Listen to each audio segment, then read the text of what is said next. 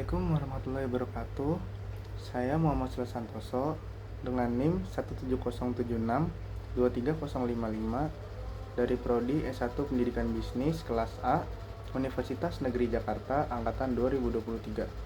Di sini saya akan menjelaskan sejarah, profil, laporan keuangan, dan juga analisis SWOT dari perusahaan Nike. Yang pertama, saya akan memaparkan profil dan sejarah dari perusahaan ini. Nike Inc.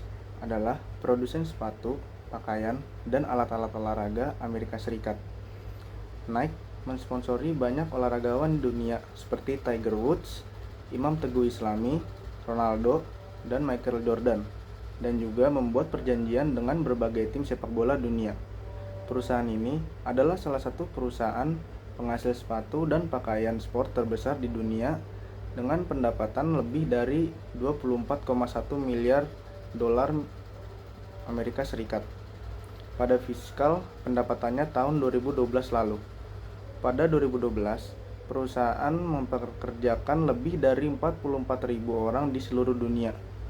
Nike memasarkan produknya di bawah mereknya sendiri, serta Nike Golf, Nike Pro, Nike Plus, Air Jordan, Nike Skateboarding, dan termasuk anak perusahaannya Cole Haan, Harley International, Umbro, dan Converse. Perusahaan ini didirikan pada tanggal 25 Januari 1964 sebagai Blue Ribbon Sports oleh Bill Bowerman dan Phil Knight. Nama Nike resmi dipakai sejak 30 Mei tahun 1978. Nama Nike sendiri berarti Dewi Kemenangan Yunani.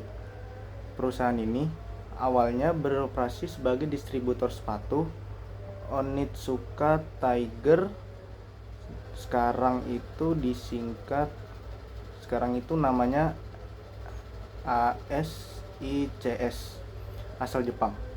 Pada tahun 1964, di tahun pertamanya menjalani bisnis sepatu, BRS atau Blue Ribbon Sports menjual 1.300 pasang sepatu lari Jepang. Pada tahun 1965, perusahaan muda ini telah memperkerjakan karyawan penuh waktu dan meraih angka penjualan hingga 20.000 dolar. Pada tahun 1971, hubungan antara BRS dan Tiger Onitsuka hampir berakhir. BRS siap untuk meluncurkan lini alas kaki sendiri yang dirancang oleh Caroline Davidson yang melahirkan Swoosh. Swoosh ini pertama kali digunakan oleh Nike pada 18 Juni 1971 dan telah didaftarkan pada US Patent dan Trademark Office pada tanggal 22 Januari 1974. Pada Januari 2013, Nike menandatangani kesepakatan dengan Rory McIlroy, pemain golf nomor 1 di dunia, untuk memberikan sponsor senilai 250 juta dolar. Kesepakatan itu juga termasuk penggunaan berbagai peralatan golf Nike. Selain itu, isu kontrak selanjutnya terjadi pada tanggal 21 Februari 2013 ketika Nike mengumumkan menghentikan kontrak dengan Oscar Pistorius. Oke, selanjutnya ada laporan keuangan. Nike melaporkan keuntungan datar pada penjualan yang lebih tinggi pada Selasa, tanggal 20 Desember tahun 2022. Dalam hasil laporan keuangan yang melampaui perkiraan, keuntungan untuk kuartal yang berakhir pada 30 November mencapai 1,3 miliar US dollar. Sementara pendapatan melonjak 17% menjadi 13,3 US dollar. Nah, yang terakhir saya akan memaparkan hasil analisis SWOT dari perusahaan ini. Yang pertama, ada kekuatan. Bagi perusahaan besar dan terkenal seperti Nike, penting untuk mengetahui kekuatan mereka. Kekuatan mereka lah yang membantu mereka mencapai salah satu posisi teratas. Sebagai perusahaan terkemuka, Nike memiliki beberapa bidang penting. Beberapa dari mereka adalah: yang pertama, merek berhasil menciptakan kesadaran merek yang kuat. Mereka juga terkait dengan beberapa organisasi nirlaba. Yang kedua, sebagai perusahaan pakaian olahraga, Nike telah berhasil menciptakan basis pelanggan yang fantastis di seluruh dunia. Biaya produksi yang rendah memungkinkan mereka memiliki rangkaian produk yang murah. Oleh karena itu, mereka dapat menarik banyak pelanggan. Yang ketiga, merek memiliki kendali penuh atas bisnis retail dan bisnis online-nya. Bisnis online mereka juga sukses seperti bisnis retailnya. Yang keempat, perusahaan tahu cara melakukan kampanye. Mereka berhubungan dengan beberapa atlet terkenal dan juga menerima pujian atas kualitas produk mereka. Lalu selanjutnya ada kelemahan. Sama seperti banyak perusahaan papan atas lainnya, Nike juga mempunyai kelemahan. Selain memperkuat area vitalnya, memanfaatkan kekuatan mereka dapat meningkatkan layanannya yang pada akhirnya mendukung pertumbuhannya. Nah, kelemahan yang pertama itu, meskipun perusahaan menyediakan layanan di seluruh dunia, perusahaan ini sangat bergantung pada pasar Amerika Utara.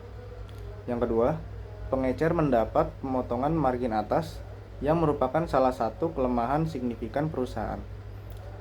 Yang ketiga, ada beberapa tuduhan terhadap Nike terkait buruknya kondisi ketenaga kerjaan mereka di beberapa negara. Mereka juga mengalami kontroversi seperti pelecehan seksual dan tuntutan hukum.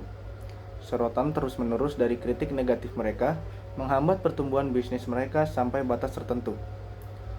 Lalu, yang terakhir, manufaktur perusahaan yang dialihdayakan merupakan kelemahan merek tersebut. Untuk manajemen kualitas dan kesadaran merek yang baik, perusahaan harus memiliki kelompok pekerja yang berdedikasi. Untuk outsourcing, Nike tidak selalu bisa mengendalikan produknya. Oleh karena itu, produk mereka mungkin tidak memiliki kualitas yang sama di semua negara. Lalu selanjutnya ada peluang. Meskipun Nike dianggap sebagai salah satu merek ternama, pasar retail, khususnya pakaian olahraga, sangat kompetitif. Beberapa merek berperingkat tinggi terus berjuang untuk mencapai puncak. Nike harus mencari peluang yang dapat membantu mereka mengembangkan bisnisnya.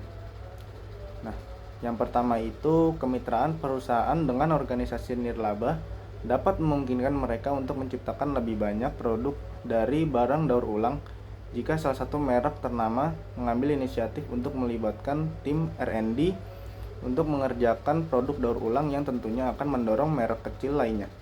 Ini akan mendukung perjuangan lingkungan dan juga mengirimkan pesan yang tepat kepada pelanggan. Yang kedua, Nike harus memanfaatkan peluang ini dengan bersikap tegas terhadap tuduhan apapun mengenai manajemen tingkat atas. Banyaknya kontroversi terkait otoritas yang lebih tinggi berdampak buruk pada citra mereka. Nike harus mengambil langkah-langkah melawan perlakuan terhadap tenaga kerja dan pelecehan seksual, membantu mereka mengembangkan tenaga kerja yang lebih berdedikasi. Lalu, karena Nike memiliki bisnis online yang sukses, Nike dapat menciptakan lebih banyak produk terkait AR atau VR. Selanjutnya, Nike mempunyai hubungan dengan banyak atlet ternama, sehingga mereka memiliki peluang lebih besar untuk berkembang jika mereka menghadirkan kacamata olahraga, aksesoris, atau lini fashion lainnya. Selanjutnya, Nike harus mencoba mencari lebih banyak ekspansi di pasar global sambil mengendalikan kualitas produk. Dan yang terakhir ini ada ancaman.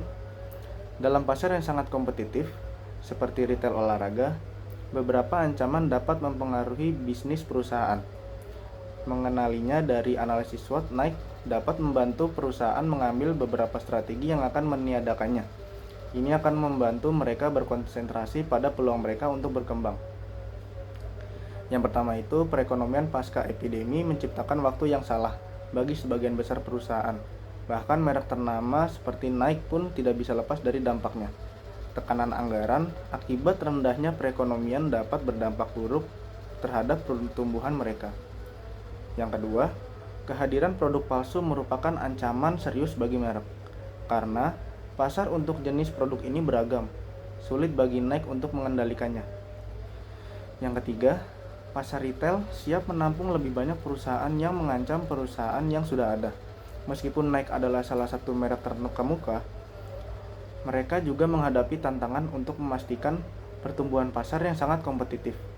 Banyak merek menawarkan produk kualitas terbaik dengan harga lebih murah, sehingga menarik lebih banyak pelanggan ke arah mereka.